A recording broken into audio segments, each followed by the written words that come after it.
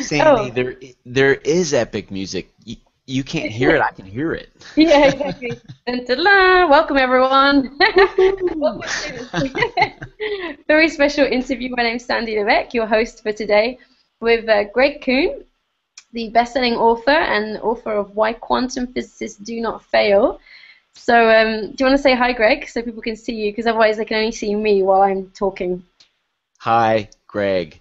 Did I allow them to see me when I said that? I always fall for that joke. I I know. still keep saying to I'm people, corny. Like I'll say that every time. oh, it's good. It makes me laugh anyway, and I'm sure it's good to start on a chuckle. So, really excited today because if you're here and you didn't see our first interview, then just to give you a bit of an introduction, Greg is also known as the Law of Attraction Science Guy because basically he's written an amazing series of books which look at how changes in science that a lot of people aren't aware of can help you use the law of attraction more effectively, in particular quantum physics. And you might think, oh yeah, I know about quantum physics. I've read some stuff and watched a movie because that was actually what I first thought when someone suggested your book to me, Greg. I don't know if I mentioned this before, but what I got from reading the first book of yours that I read, Why Quantum Physicists Do Not Fail, was a completely new way of understanding it. It just made it was so much clearer. You gave a much bigger context for all the changes in science, and it made the law of attraction much easier to understand. And I felt way more confident of how to actually use it. And so we had such a great feedback and response from the first interview that Greg and I had the idea of doing a series of interviews like this. They'll be slightly shorter, and we want them to be interactive. So if you have questions, I've actually got a lot of questions already from some of you. Thank you so much for sending them in, guys. But if you have questions, you're here live, let us know in the comments on the page, and I will do my best to put your questions forward if we have enough time. So this is an amazing opportunity to ask a best-selling author who has used the law of attraction consistently now for quite a long period of time to create a better and better life. We're going to be talking about how you've done that, Greg, in just a second. This is your opportunity to ask any question that you would like. So things that you maybe thought when you were reading about the law of attraction, or things you've come up against as you're applying it, or things that have just frustrated you and you've just felt like, well, okay, yeah, everyone says do this, but how? I know one of our questions is coming from that space. And so I'm really excited to ask you what I've got here, Greg. Thank you so much for being here. Oh my gosh. You know what, Sandy? Um, it is. I love talking to you, and this is so much fun. I'm Oh, really enjoying this, and I loved the feedback that we had last time. And if people are gaining value from this, hey, listen, I want to tell you something. Put it, stump me. Give me some questions. Here's what I'm finding. This keeps going deeper and deeper and deeper in good ways. In good ways, okay? Because I am definitely an active practitioner of everything I'm writing about.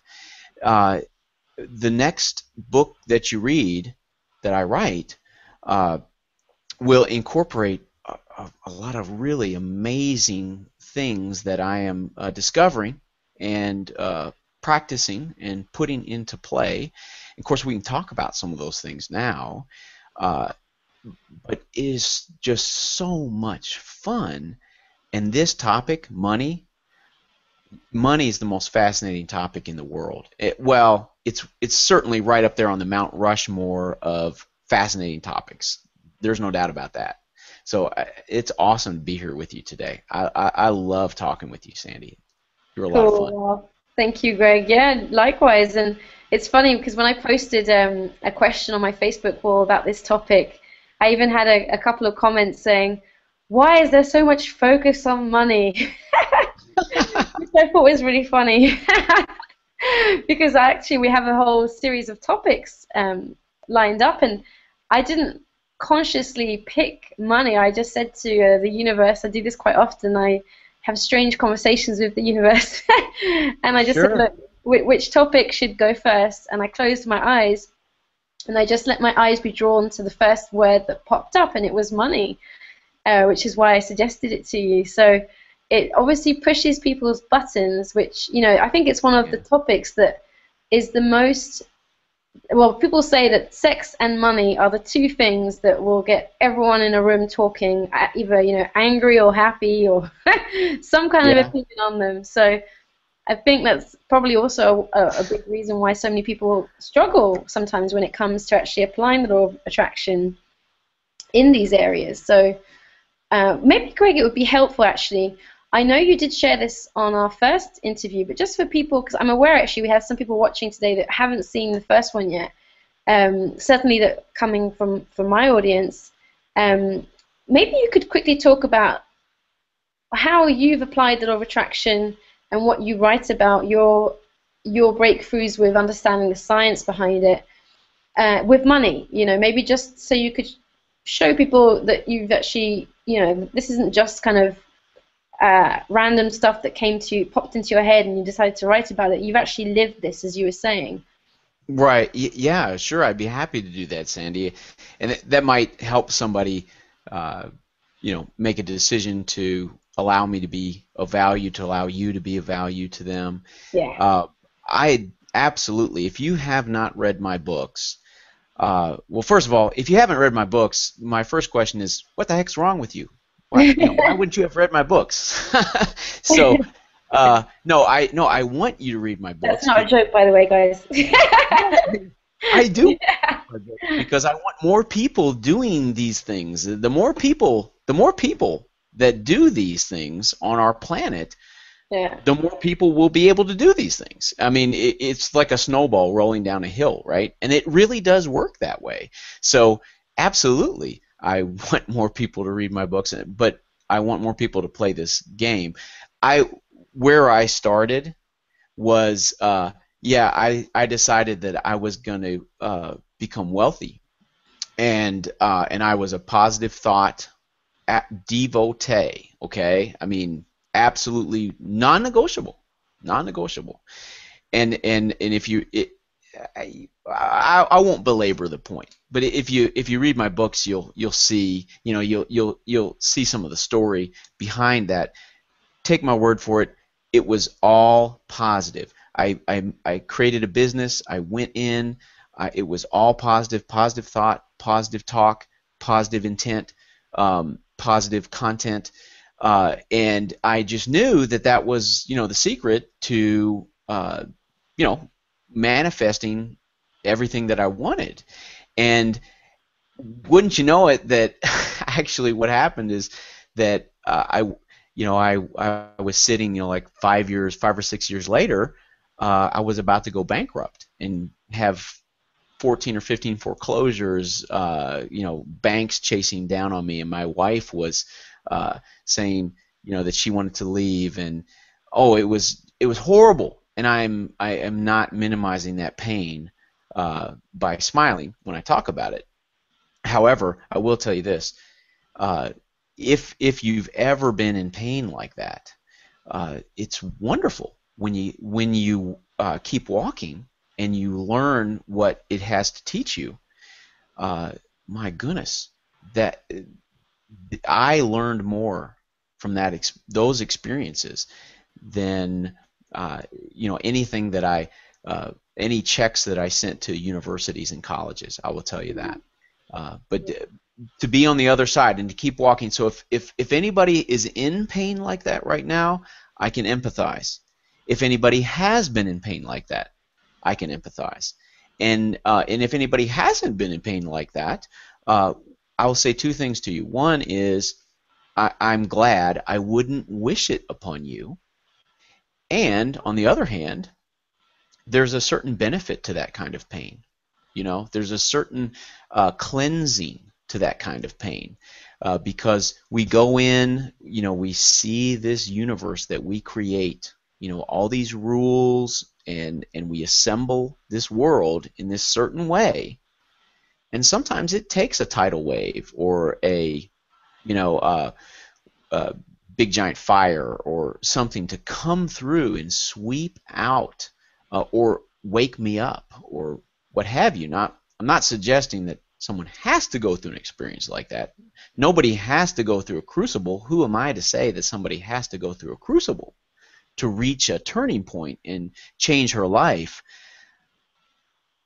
But I will say this, if you have found yourself in pain like that, or if you are in pain like that, know that it can be that sort of a crucible, and it can be that sort of a change agent. So uh, it turns around and becomes a blessing in due time, if we're open to it, you know. Yeah. Oh, that's so funny, Greg. You just answered one of my questions because I can read your mind. yeah, I'm just laughing. But I think you can read my mind too, so.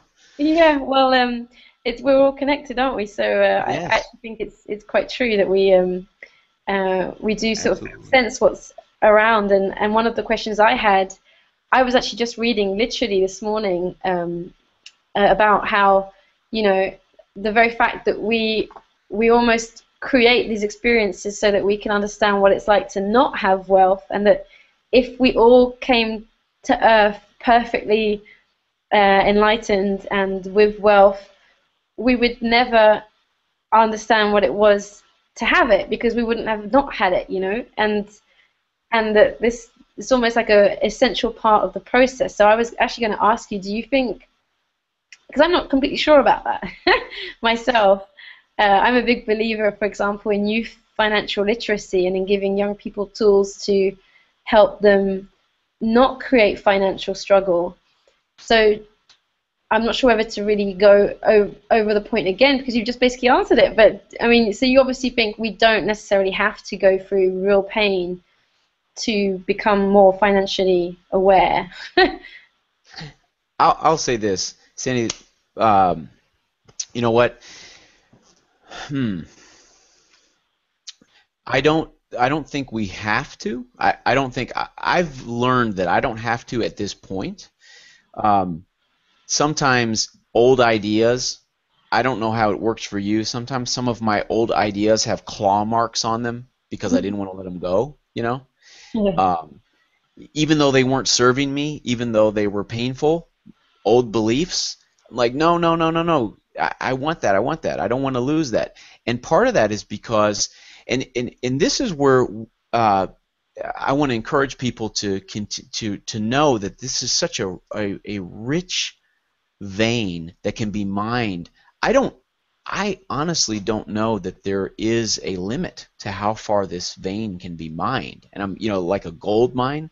Um, it is immensely empowering to understand that we are we have these beliefs that assemble the physical world for us, and we create our own version of everything.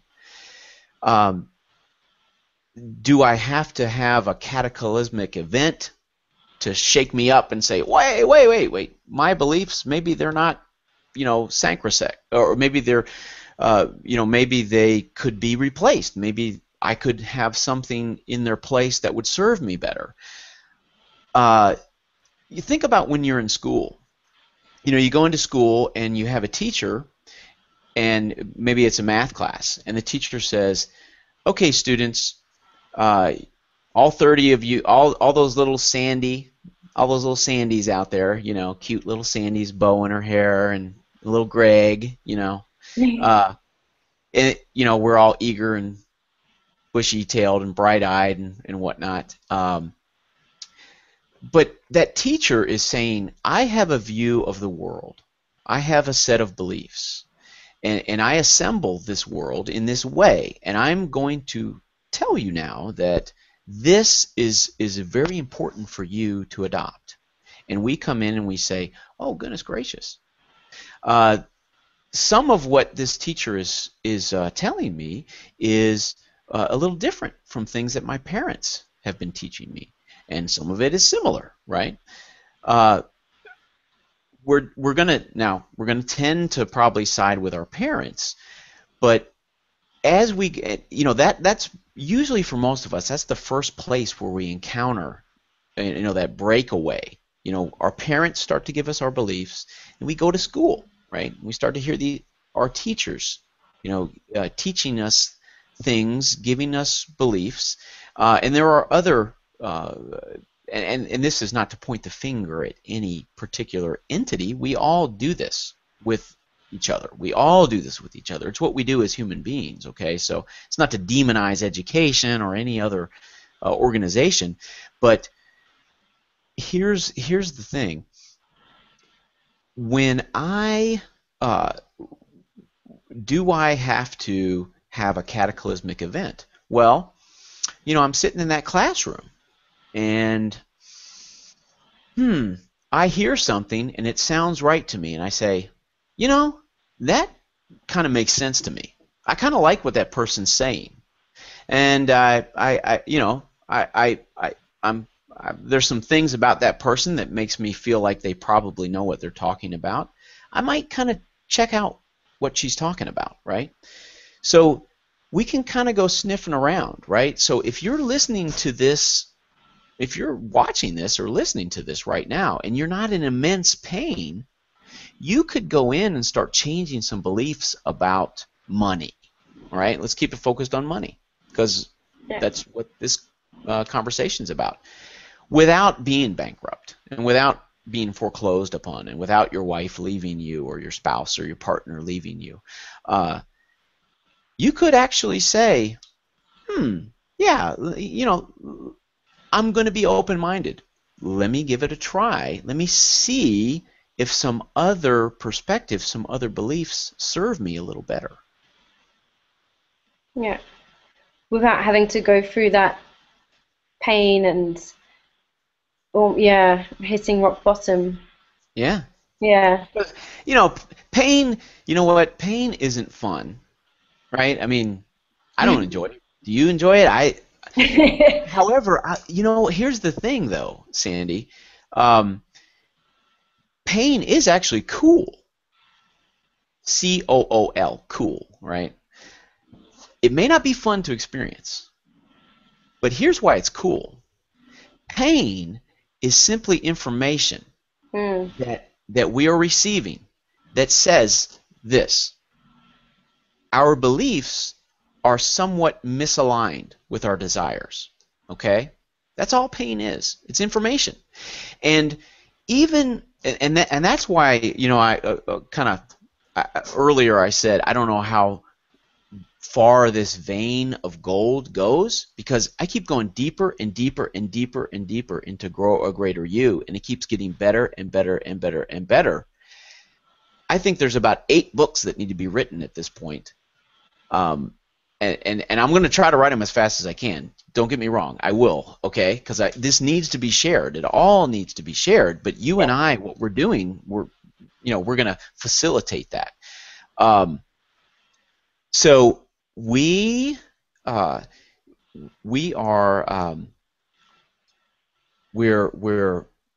mining, and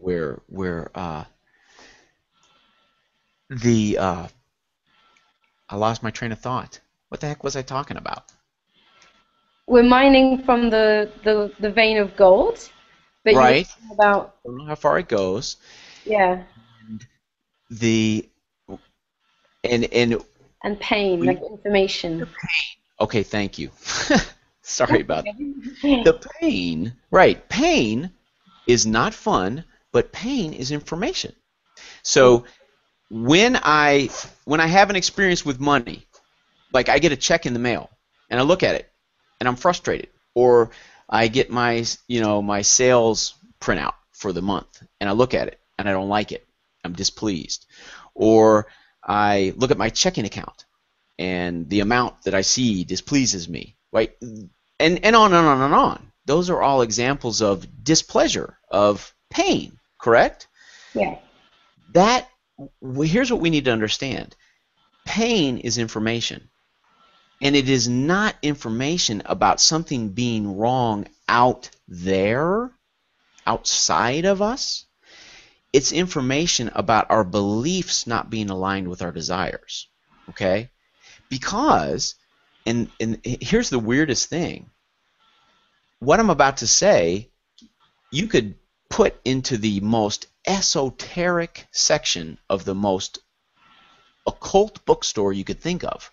But what I'm about to say is actually just science. Okay? I mean, just kind of boring old science. We create a version, our own unique version of every single thing in the world, of every material object, of every experience we have. We're creating our own unique version of it. So, are we creators? Absolutely, because when you and I, Sandy, when you and I create like a computer mouse, right? You and I create our own version of that computer mouse. And that computer mouse has meaning and value to you, and that's how, and it is, so it has a meaning and value in your unique individual universe that may or may not be different from mine. And I know right now everyone's like, turn off the computer. What's he talking about? But look at this. A mouse is boring, right? I mean, who cares about a mouse? But what if I hold up a $5 bill? Okay? Now, all of a sudden, this thing, right? You are assigning it meaning and value. That is unique and individual to you. You are creating this object in your individual universe, your version of it, and everyone who is looking at it is creating their unique individual version of this object. This isn't mysticism or parapsychology or out of the, over the moon, strange weirdness. Well, actually, I guess it is, because the science is so weird. But this is really just, this is what we do. And on one hand, it's kind of mundane. It's like, okay, that's what we do. We create our own version of it. Whoop-de-doo. So what? What is that? I mean, well, but here's the thing. Does the version you're creating of it, does it serve you? Okay? I mean, have you ever asked yourself that question? Does the version of this $5 bill I'm creating in my own unique individual universe serve me? Is it aligned with my desires for it? And that's kind of the foundation of a conversation like this, where we're, mining the vein of gold of where the science is taking us. Yeah. And that actually leads me into a next question, actually, which I think is something that, it was actually a question I had, and also one of our respondents asked a similar question.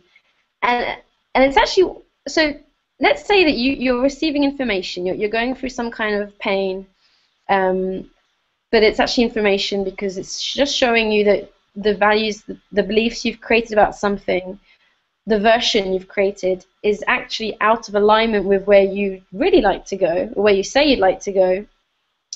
What do you do to start to, because we're talking about money here, what do you do to start to feel different?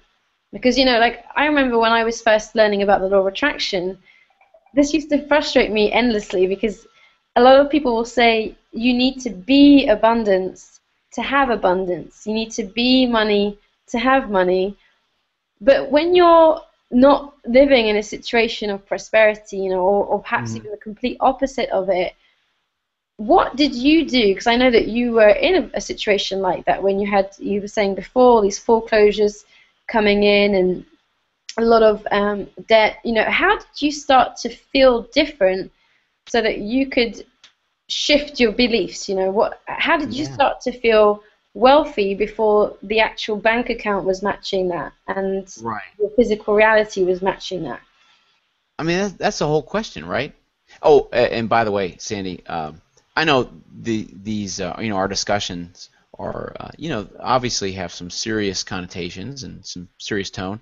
But uh, let I want to ask people if you like the beard that I'm growing. I don't know if you can tell that I'm growing a beard. It's kind of controversial around the house. I've been getting some thumbs up and some thumbs down, and that's you know, maybe not necessarily related to money, but I want to call attention to the beard because I want to go back to it. Don't let me forget this beard because it's a good way to illustrate money. Let me say this first, okay? Every single thing is information, everything, and that's all it is. Really, I'm. Hey, did you ever watch that film Good Will Hunting? Did you ever Yeah, see that? yeah, Good yeah. Will Hunting? You know that scene where Robin Williams, I wish he hadn't have passed away. I loved Robin Williams. Robin Williams gets Matt Damon and he says, "It's not your fault." And Matt Damon says, "Oh, okay, yeah, I know." And Robin Williams says, "No, seriously, it's not your fault." And Damon says, I get it. I get it. I get it. No, really, it's not your fault. Yeah, I understand. No, I could go on, right? Because he says it like 8 times. But that's what I'm saying here. Everything is information. Mm. No, Sandy, seriously, everything is information. Here's the thing. Money is information. Feelings are information. All of the material world is information. Some of it is pleasing, some of it is displeasing. Uh, and I'll say this: there are certain, you know what? We can illustrate this way, and I think this is important, and I know this is kind of a tangent, but for people to embrace how to change paradigms about money, I think this is really important. Okay, think about it this way: information, right? If I say to myself, "Oh man, I've got a headache, my nose is running, I've got a cough, um, I'm hot, and I'm achy," um, that is probably some information that I might have a cold, right?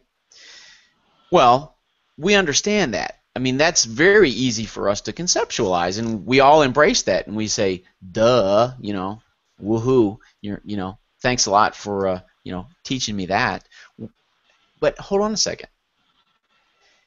This exact same principle applies to every aspect of our material reality, and here's the way it works. Okay, every single thing we create. Now, Sandy, remember last time when we were talking and we talked about that Japanese fan behind you? Yeah, You yeah, know, you created your own unique version of that Japanese fan, and it is imbued with the unique attributes that you imbued it with. Okay, it is your unique version of it, and it may be very different from someone else's, or it may be very similar to someone else's. We don't know, but if you were to turn around and look at that fan, would you do that for me, please? yeah. Looking at the Oh, fan. that's so awesome that I'm sitting here in Louisville, Kentucky, and you're in Portugal, and I can say, turn around and look at the fan, and you turn around and look at the fan. Yeah. Uh, and I'll turn around and look too, just, you know, so we're on equal footing.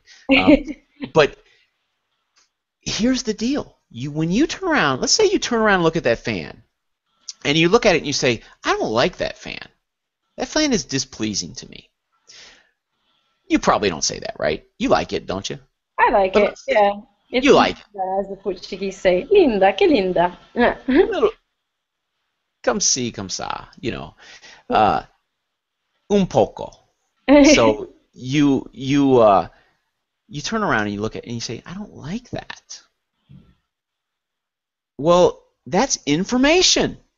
That's the information I'm talking about, right? But what is it telling you? Is it, for most of us, in fact, because we rely on our eyeballs? Why wouldn't we rely on our eyeballs? We were taught to rely on our eyeballs. All the science we were taught when we were kids was about our eyeballs. Who wouldn't rely on their eyeballs? You like your eyeballs? Come on, Sandy. You've got really pretty Yeah, eyes. I quite mean, attached to mine. yeah. I mean, you should adore them. You know. Uh, so our eyeballs say that if I don't like the fan, that's information that says, "Ooh, that fan is wrong. The fan is wrong, right? Hmm. That fan is bad. That fan's a bad color. It's a bad shape. It's bad material that it's made out of. It's just bad. It's wrong. I don't like it."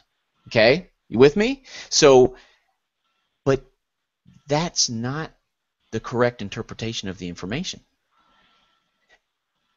The fan is meaning neutral. The fan has no meaning. It has no value. The information is this. Wow. My beliefs about that fan and my desires for that fan are not aligned. Okay? Hmm. And I know I said this earlier. If I turn around and I don't like the fan, who cares, right? Nobody watches a Law of Attraction hangout because they want to have a better fan in their living room. But what if I look at my job or my bank account or my paycheck or my, anything related to money, and I'm displeased? You see, we've been conditioned to think that when we look at something and we feel displeasure, that is information saying, "Hey, that thing's wrong. That other thing is wrong." Think about it. In a divorce, I'm not saying people should never get divorced, but I look over at my spouse and I'm displeased, so she must be wrong. I got to get rid of her, right? Well, that is old science. That's eyeball science. We're abusing the information, and it's okay for us to do that with money, but there's a tremendous amount of freedom if we can turn that around and begin to see, hold on a second, reel it back in. I'm going to start paying attention to the information I'm receiving about money. I'm going to start paying attention to the messages, the feelings, the manifestations, how I feel about them. Um, and I'm going to take note, because that is information that's alerting me and saying, "Hey, Greg, if you feel displeased, if you feel pain, if you feel yucky, then the degree of yuckiness is letting you know how far your beliefs are out of alignment with what your desires are," right? Because we all have conscious. See, the reason why people groan when they hear the topic of money is because we all want it, but we've conditioned ourselves to act like we don't, because it's so painful to not have it. And if we are honest with ourselves about our desires for it, money is just like the fan. Money is this. This is meaning neutral. It has no meaning or value, right? In it inherently, but we imbue it with a ton of meaning and value. Well, that's where we can start paying attention to the information, right? Pay attention to the information. If I don't like it, I'll go back. I'll give you a perfect example of what I'm talking about. I may have mentioned this in the last call. I got a check in the mail during that, bankruptcy period.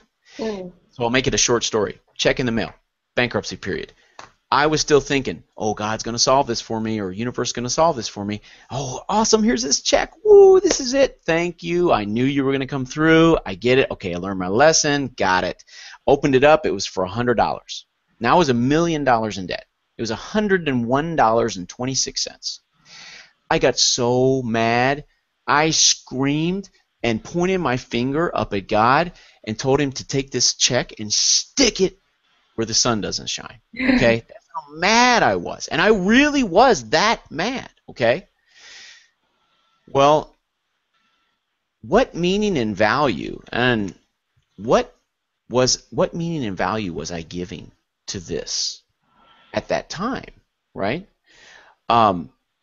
And I know that when somebody is in financial distress, and when somebody is, oh, I'm stressed out, I don't have enough money, I don't have enough money, I don't have enough money, I know that when someone says, oh, you got to think about it differently, that can be frustrating. Mm. What I'm telling you is, it's not just it. The good news is, it's not just you can think about money differently. You think about everything differently, and once you do, you can start having some really different experiences in the material world. I promise you. I mean, I've seen it, and I've worked with and heard from and played with so many people who've had that experience too. Oh, the Uh, beard in the mirror, right? oh yeah, go on. Yeah, the beard, right? So that's the thing. Our eyeballs, right? I get my paycheck, and I'm like, remember last time we talked about the PowerPoint with the dog? Yeah, yeah, I love that. So is your dog in the room with you right now? He is. Yeah, he's sleeping as usual.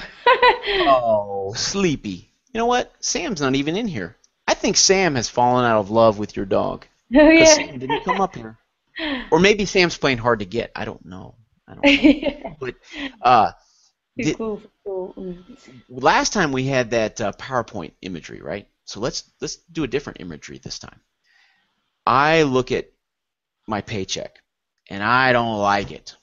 I'm displeased. Or I look at my bank account statement and I don't like it. I'm displeased. I can give So you an I gotta example fix actually, Greg. this. Oh, Greg, can I actually just give you a real example that I received when I asked the questions? Yeah. Um, it was, I'm broke, I'm totally broke, I don't have credit to restart myself either. So how can I see past that to make it happen? I know my potential is outrageous abundance and I'm willing to contribute. So that can be your example to use. Okay. Okay. So I am broke, right? I don't have any money in the bank. I my credit is zilch, and I don't have any savings, and I don't have a my job pays me, or I don't have a job or whatever. Um, well, what is it that we do? We say, I gotta fix this. I gotta go out and do something. I gotta make this happen, right? I gotta change this. I gotta save more money. I gotta quit buying that, name brand peanut butter, and no more mangoes.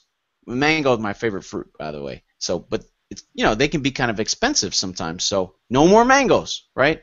So we start pinching our, belt and cutting costs, and then we go get a book on how to have a budget, and we start taking all these actions, and then we say, all right, we got to get a better job. I need a second job. Let me go get a second job. I need a second job, make a little more money. I'm going to do all these things.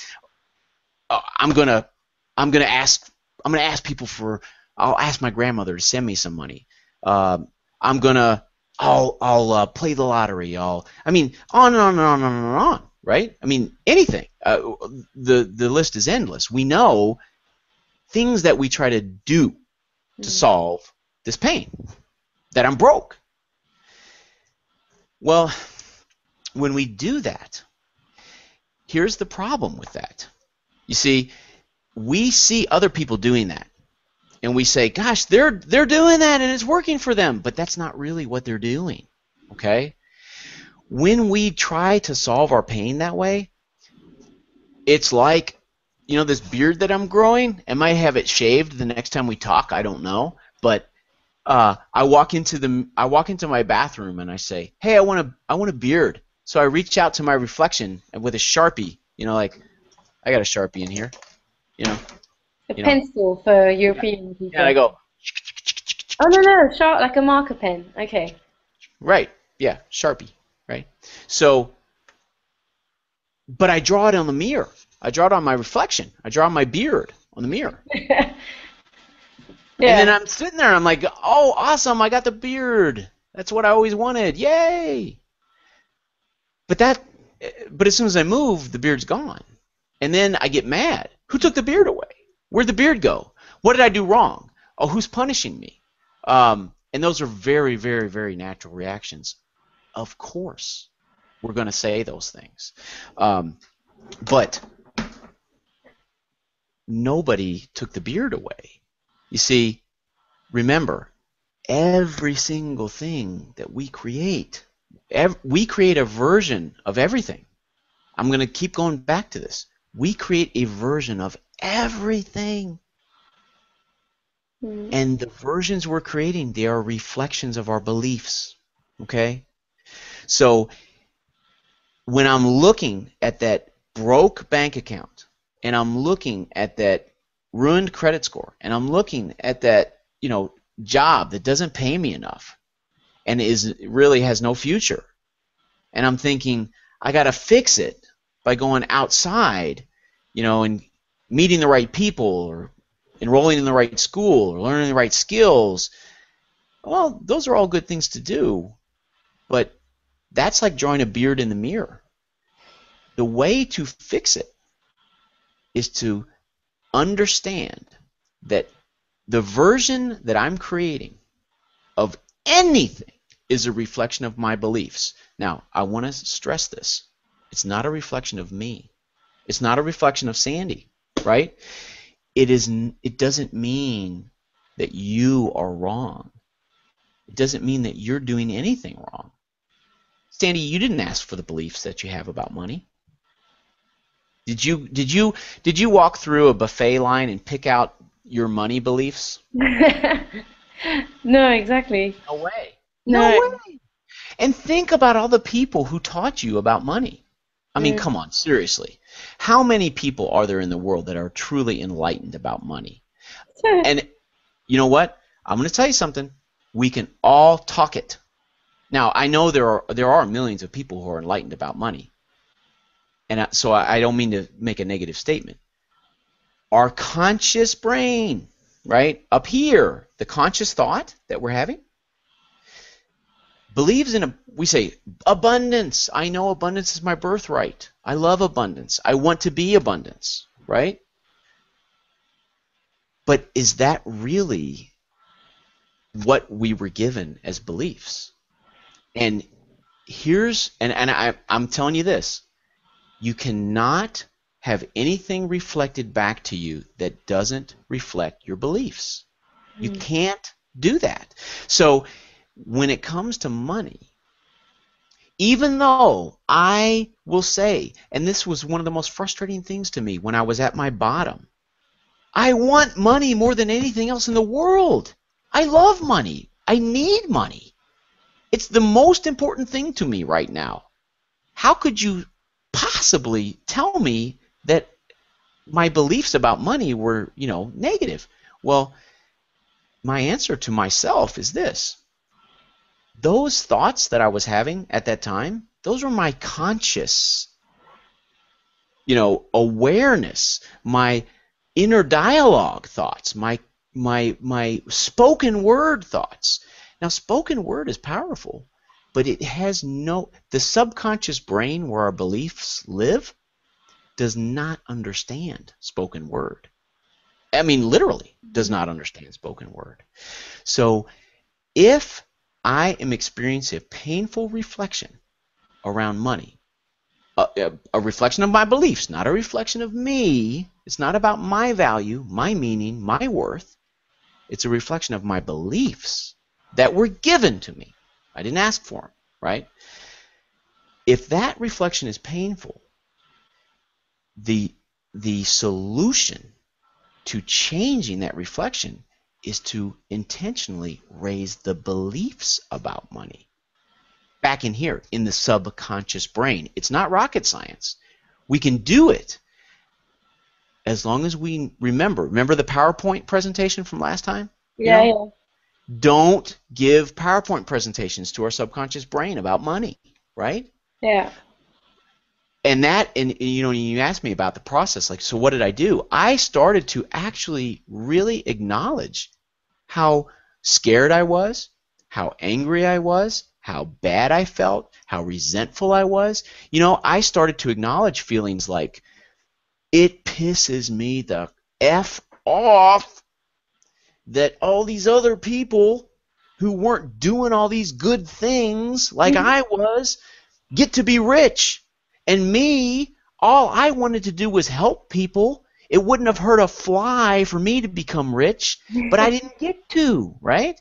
I started to acknowledge that resentment and that anger and those other these yucky, gross feelings about money and wealth and what it means to have it and what it means to want it. I mean, really, I will ask you this. Anybody who's listening to this call who is not as wealthy as she wants to be, I would say, honestly, I would challenge you, step back and say, I'm not going to put you on the spot, Sandy. So let's hypothetically say this. Yeah. No, if I pulled someone off the street and said, do you love money? I mean, more or less, I get it. They say, hey, money's not the most important thing and all that kind of stuff, right? But, okay, we get that. Just, would you love it? If I gave you $1 million, would you accept it? Be like, heck yeah, of course. Yeah, give it to me, right? Who would turn that down? Nobody would turn that down, right? I mean, Yeah. obviously, there probably are some people in the world who would turn it down, but the average person, anybody listening to this call, if I showed up at your door tomorrow and came with $1 million and handed it to you, you wouldn't turn it down, right? Yeah. I mean, so that reflects a certain level of desire that you have for money. Well,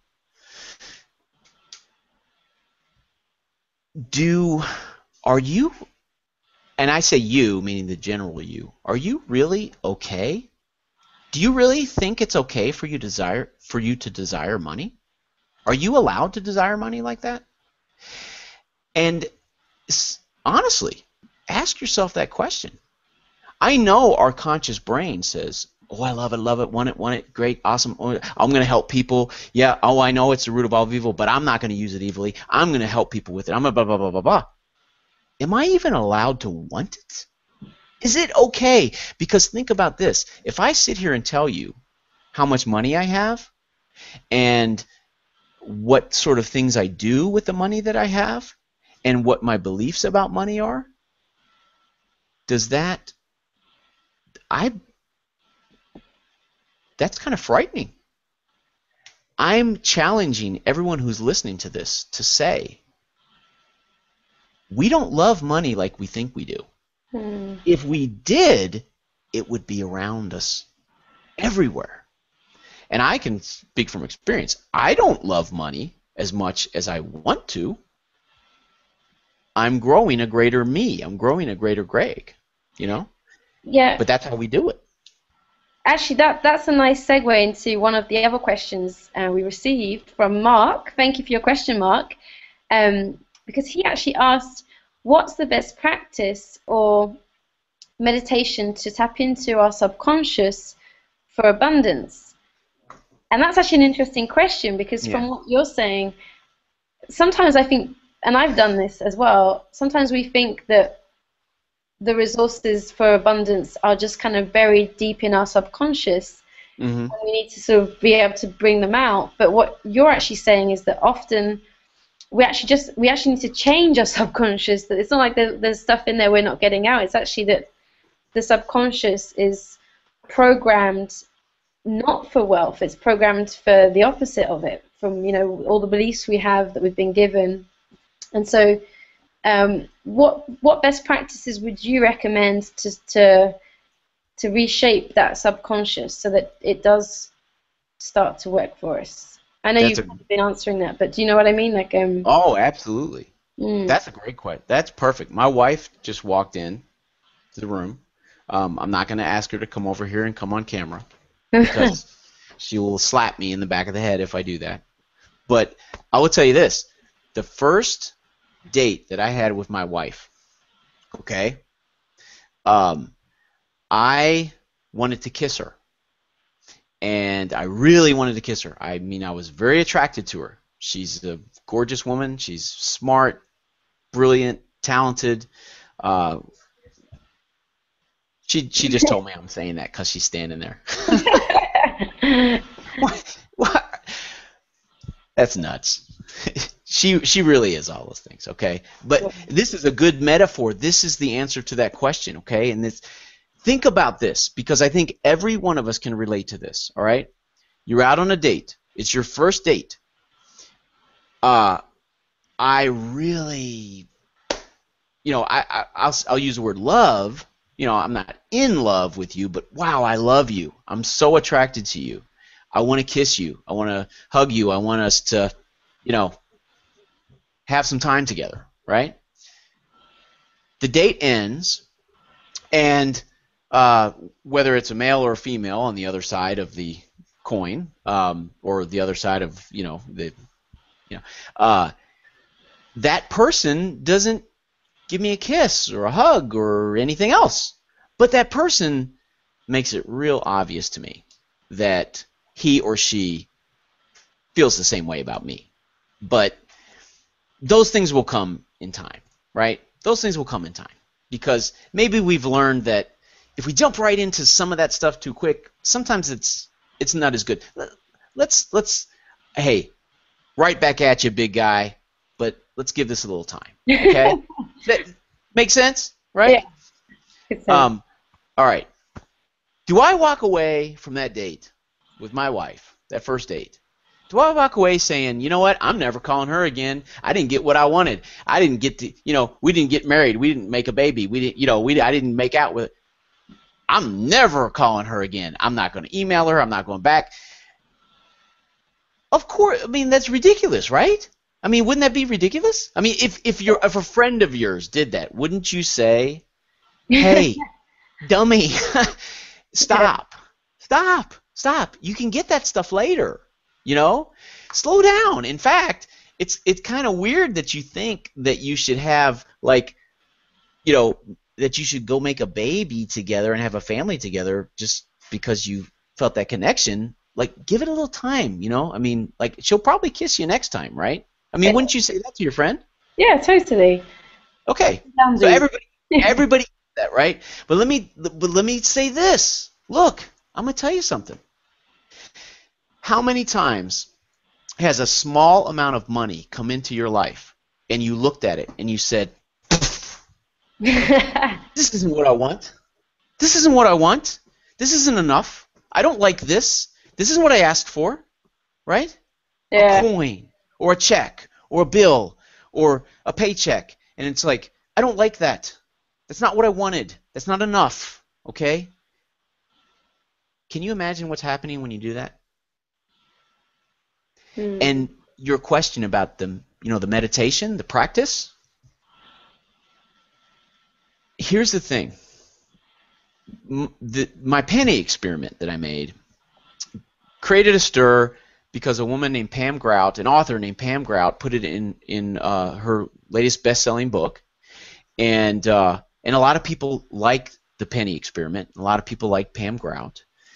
Pam Grout and I became friends because of that connection. And here's the thing about the penny experiment, and this I would recommend to anyone. You want to put, all this stuff we've been talking about, right? It's real.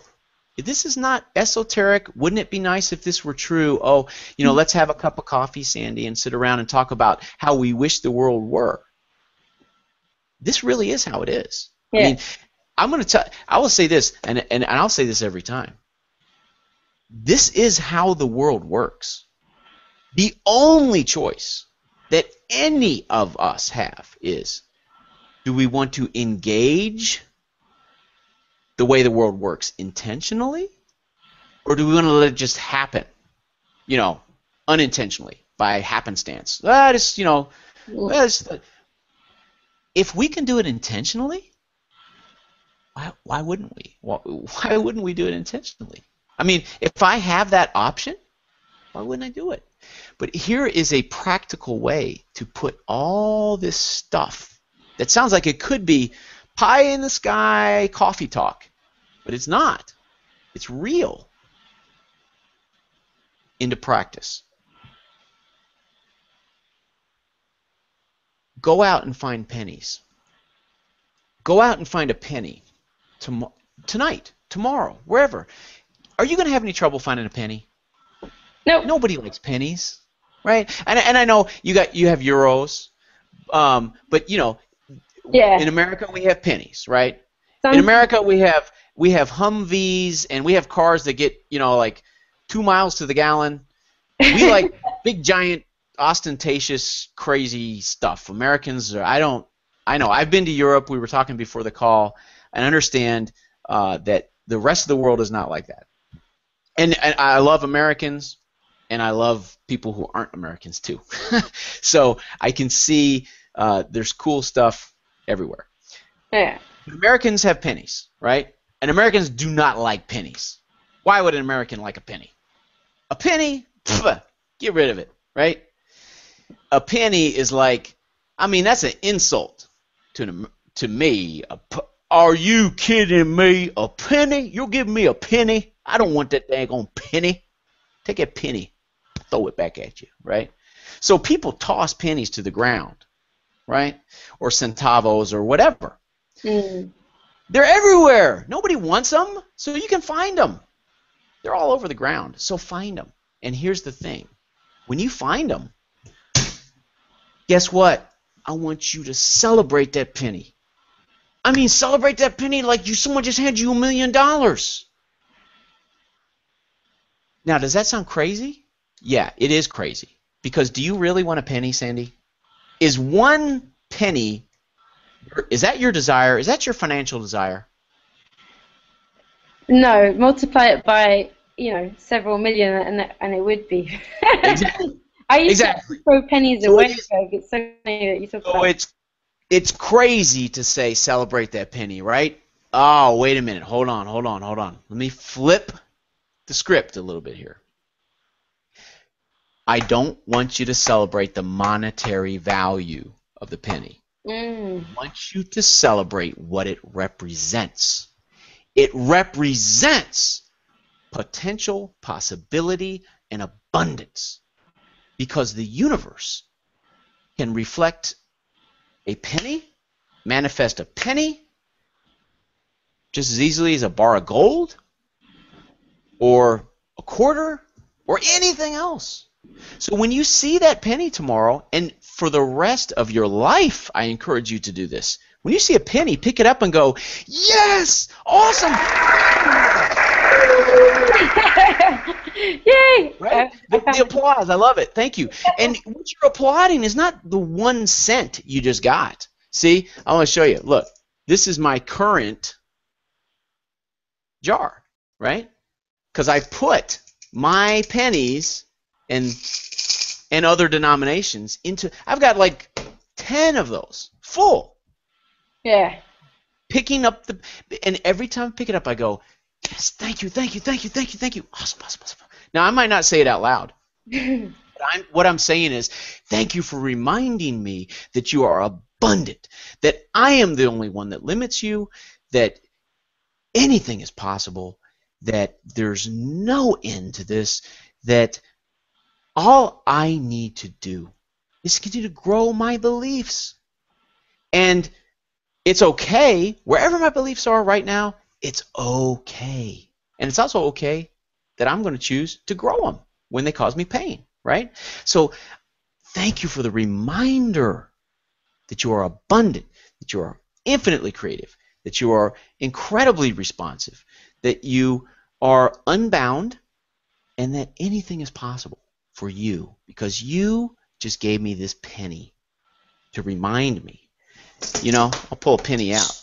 You just gave me this penny to remind me that you are abundant and infinite and creative. And you know what I did right there? Okay, first of all, I told the quantum field and my subconscious brain, because my subconscious brain speaks emotions, I told it that I love this. Didn't I? I love it.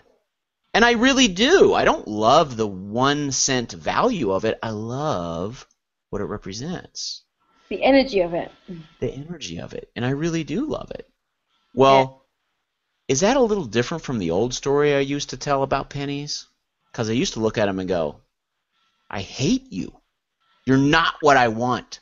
You're not enough. You're not good enough, right? Of course, it's not just pennies. If I can't pay my rent, I hate the $5 bill, don't I? Because that's not enough. That's Mhm. not enough. I hate you. You're not enough. Do I sound silly? I'm telling you, we do this. This is what we do. Yeah. How we make our world. You want to change your world? This is how you change your world. Does it work? You better believe it does. And I'll tell you why. It works because it's not some little cool thing that somebody dreamed up. This is how we make our world, period. Right? The pleasing and displeasing and everything in between. It's how we make the material world. Every single one of us is doing it. So start doing it intentionally.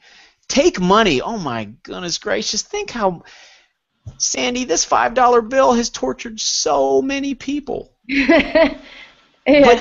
But it is the people themselves who have caused it to torture them. Right? Actually, there's I love this $5 bill. I love you. Right? Greg, would you say that this is because one of the other questions we had all the way from New Zealand, from Rosie, was what's the best way I can get out of my own way to receive money and abundance? And what you've just explained is probably one of the most effective ways because you're basically saying to kind of tie it up in a nice bow, if that's even possible. You know, the first part of what you were sharing was when you look at your surroundings and you don't feel wealthy, you don't feel abundant, we have to sort of step outside of it and stop judging it, stop seeing it as a bad thing, That's actually right. see it as information, see it as just a sign that our Mm-hmm. beliefs back here are out of sync with where we say in our conscious mind we want to go, and then develop. I think it goes beyond just develop gratitude because a lot of people talk about you've got to be grateful. What you're saying is actually a radical, it's like a massive quantum leap into a different way of being with money, where you Mm-hmm. recognize. I love the analogy of going on a date.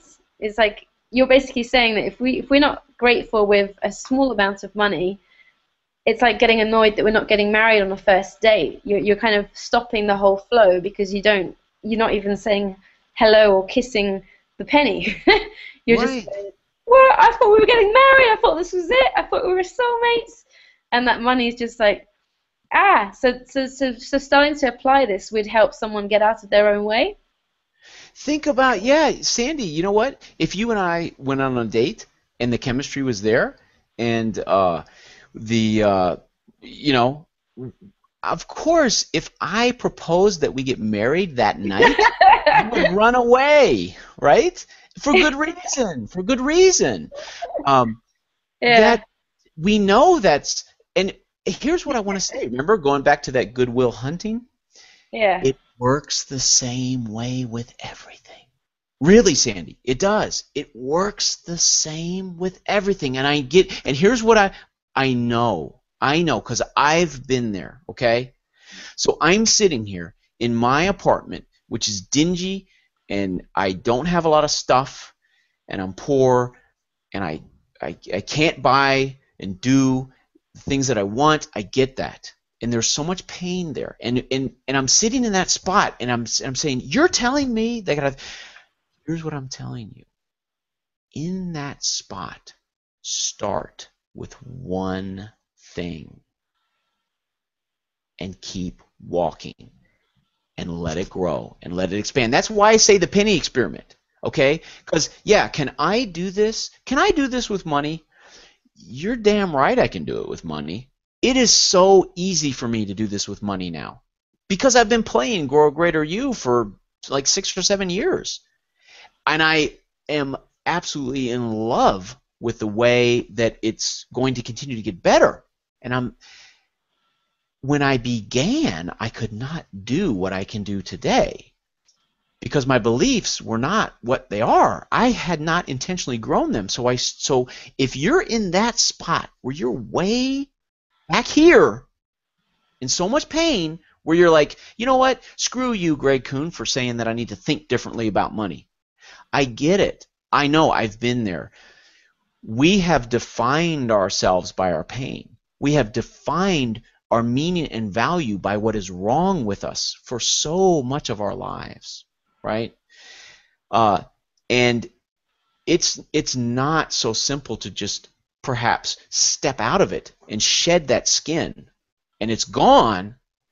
It's a journey. It's an unfolding. Watch a plant grow and bloom. You can go way past where I am. You don't have to be satisfied for what I've grown into. But I can tell you this. If you get to where I am, you will love it. Okay? You'll love it. And I'll also tell you this. There are probably 40 million people on this planet who would cry their eyes out if they had to go back to where I am. You know what I mean? I mean, like, it's not an ego thing. It's not an ego thing. It's a growing thing. My beliefs, my universe is not the one. It's not the best one. But it is awesome. And I didn't used to think that. I am so excited about being a human being today. But I didn't used to feel that way. And so start with a penny. Start with a penny. And just know that it really does work like that. It really does. It is about your beliefs. And we really do change we really can change our beliefs, and we really can see different reflections when we do that. So if you want to, the idea of kind of wrapping it up with a bow, yeah, we can wrap it up with a bow. We can say, this is real. Your only choice, I'll remind you again, your only choice is, do you want to do this intentionally or unintentionally? But that, from this point forward, if you have listened to Sandy, if you have read my books, if you have watched this broadcast, your only choice now is, do I want to do this intentionally or do I want to do this unintentionally? But that's your only choice, because everything that we just talked about, Sandy, you're doing it every day. It's not our business to convince you that this is what you're doing. I'm only talking about it to let you know that that's what you're doing. But that's not up for debate. We know that now. This is what we do. So let's do it on purpose. And eventually we'll teach it in schools and everything. And that's what you're doing, Sandy. I love talking to you. You're awesome. Thank you. Thank you. Well, thank you so much for everything you shared. It just reminds me, actually, I saw a picture today on Pinterest which said, only dead fish go with the flow. And I thought that was excellent because, I actually years ago used to pride myself on being really easygoing, kind of going with the flow. That was before I became a militant activist, ironically. Yeah. But I think what you've just been sharing is a really great example of why, yeah, you can go with the flow, but often that flow might not go where you want to go, and and that even rhymes. But I didn't know you rapped. That's cool. You're a rapper. we You rap also when you do do rapping on Zumba? this show. But I just want to also just quickly address something before we finish, which Mm. is sometimes I think people, I can hear some people watching, I can feel some people have had a big shift from listening to you and from everything. It's not just the what you've shared, Greg, it's the way you share it. I think it's I find it really powerful. I know I'm not the only one, because in fact several of the people who watched the first interview we did have now told me they're reading your book. It's changing the way they're seeing everything. Mm. And something that did come to me is sometimes people might hear this information and feel like, yeah, well, I know that if I'm not attracting what I want, then obviously I've got issues down somewhere and I've got to be grateful, but I already know that and it's not working for me. And I just want to say, if that's you, and I raise my hand here, having been one of those people Me too. Me too. before in the past, I encourage you to just be really vulnerable with yourself. And it doesn't mean there's anything wrong with you, as Greg was saying. If you know this and yet it's still not working for you, then clearly something is going wrong. Clearly something does need to be changed. And what Greg shared in this hour that we've just spent here, is literally the keys to get out of that. Wouldn't you say, Greg? It's literally, I mean, people can make it as complicated as they like, but what Hmm. you get is the nuts and bolts of it, in my opinion. And That's if it. people just really take it in, be present with it, and you say in one of your books, the one I mentioned at the start, Why Quantum Physicists Do Not Fail, you share Hmm. 6 practical tools that people can use for a week at a time, and you say to do that for a whole year to start to really change from the inside out, so that you're not getting stuck into just doing more to get out of your situation. You're actually changing from the inside. And so I really recommend that as an extra resource, is to get a copy of the book and read the whole thing, obviously, but really pay attention to that chapter. And I've started doing it. I'm going to be open here and just say I think we can always keep growing. And I'm really loving it, because I think sometimes when you read a book, you get inspired. It can feel like there's so much information, you don't know where to start. And when you break it down into just 6 things, and you give yourself a week for each thing, and you know that you're going to come back to it, it's just I just really like it as a process of starting to change, and starting to change those beliefs so that you can receive more and become more in alignment with where you want to go. So thank you so much, Greg. Is there anything you want to say before we end the broadcast today? Hey, Apart yeah, I from want to you're say going to shave your beard now. yes. Or you can. I'm gonna go get a razor. We can hardly see it on the Hangouts. Don't worry. Oh my You're gonna goodness! make I get just up remembered. close. Yeah, no, hang on. I Mhm. just remembered something. Oh What's no, it that? will You only have work a. on me.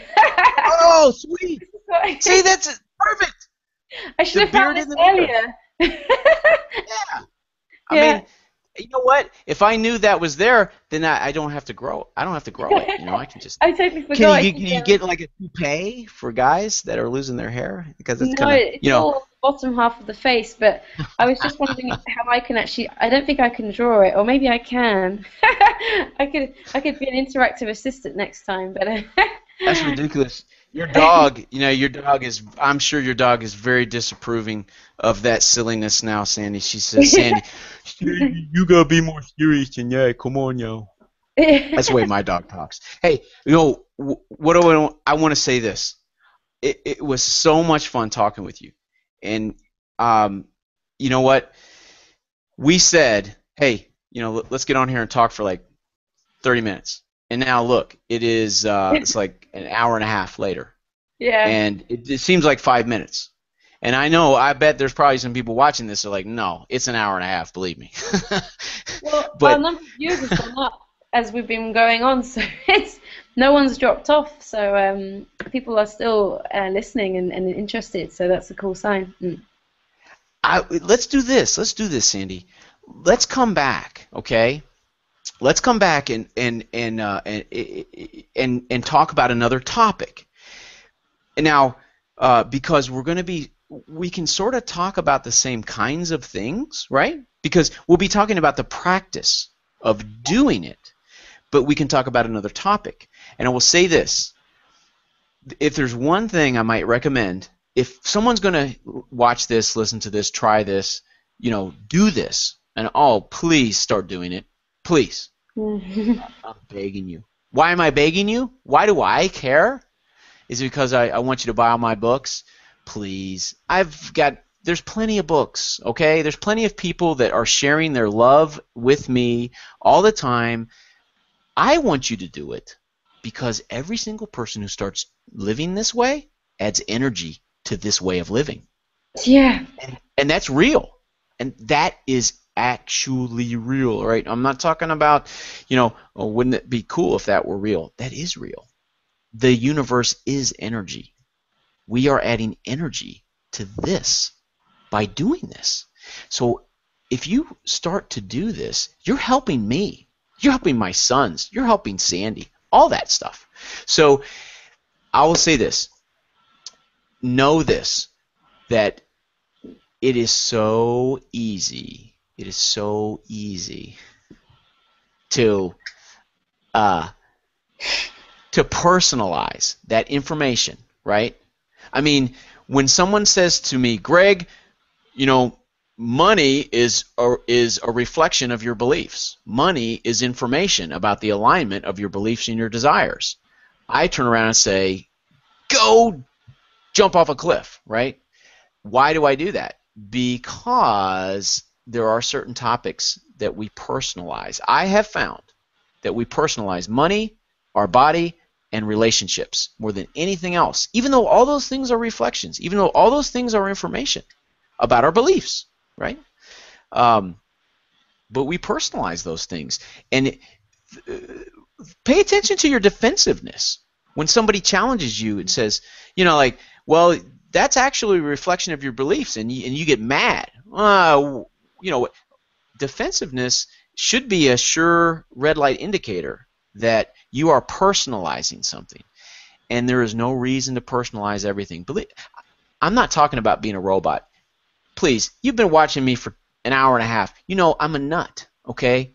I'm emotive. I say stuff, do stuff, forget stuff, whatever. I'm not an automaton. I'm not a robot. I'm not talking about being a robot. I'm not talking about going through life and analyzing everything. Oh, that's some information. Okay, that is telling me this. We're gonna have feelings about everything.